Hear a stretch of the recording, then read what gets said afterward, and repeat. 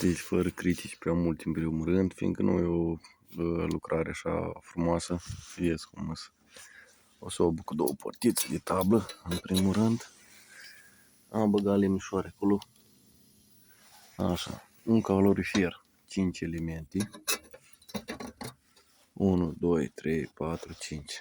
E, nu știu cât are, vreo 35 cm pe 80 cât e caloriferul. Pompă frumos. Ceas de temperatură, i-am dat drumul de vreo jumătate de oră la centrală. Evli tur, retur, mici, deci nu mari. Da, și am făcut test aseară și am să filmez. Cine vrea să facă o lucrare frumoasă, poate să fac. Vas de expansiune am aici, nu-i conectat, dar este deschis centrala pe gaz, adică robineț, atâta, și se duce presiunea în vasul de expansiune din centrala din casă, care este nefuncționabil la ora asta, stă pe loc. Deci funcționează calorifer cu 5 elemente de fontă chiar. Și încălzește. Și o să atașez și o fotografie. Acum poate scris cine vrea lucrarea. Este doar cărămidă, lut cu balgă. Aici este o sobă, dar este tăiată de aici, ca să bată flacăra direct pe calorifer. O să încerc să filmez un focar. Am pus cam multe lemni subțiri. Acum.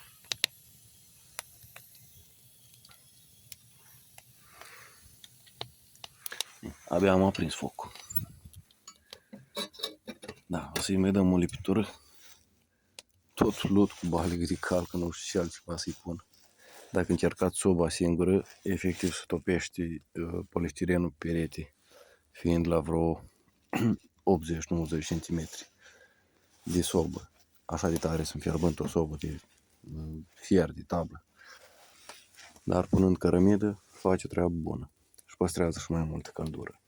Acum nu mă interesează detaliile astea, mă interesa dacă poate să ducă 8 caloriferi.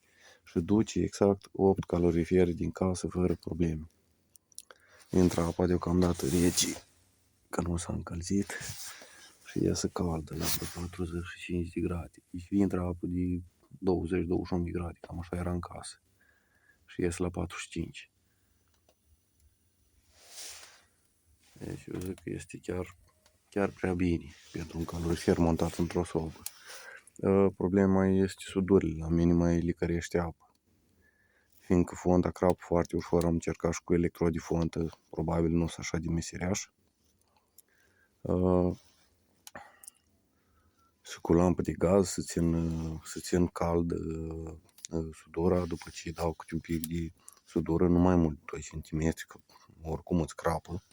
Și am sudat țevile astea de calorifer aici. Aș fi preferat să am un pic de răbdare. Aș fi preferat acum. Prefer să fi avut un pic de răbdare ca să fac niște filete și să le filetez direct aici.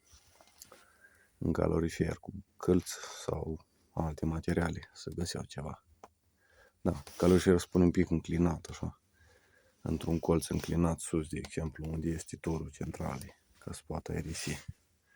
Pe aici, de exemplu, eu aerisesc, dar nu mai are aer, să aerisi destul. Da, cine vrea să facă proiectul, poate să-l facă. E ok. Deci fără critici, e doar o chestie așa. Cine vrea să critici, treaba lui.